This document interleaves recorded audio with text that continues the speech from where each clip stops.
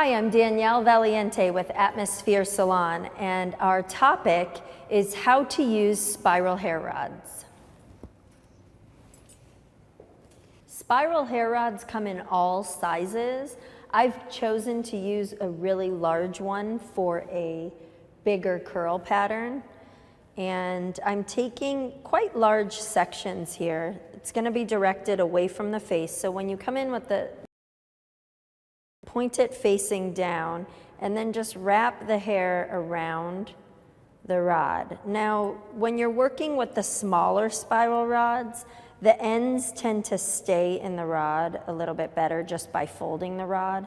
But on the larger rods, you need to use an elastic. It just helps secure the ends so that they don't fall out. And I just secure it right over the hair that's at the end, and then just fold down each end of the spiral rod. Fold the top end down, bottom end up.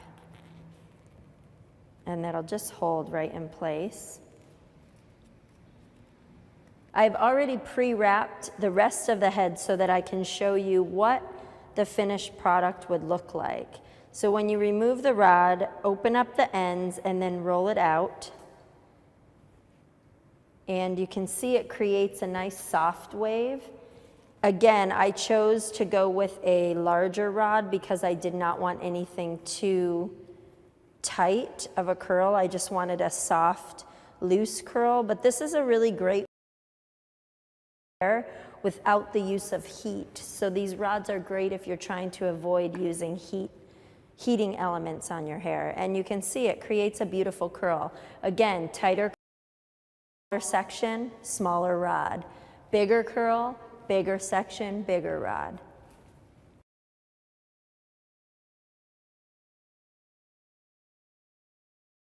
And that is how to use spiral hair rods.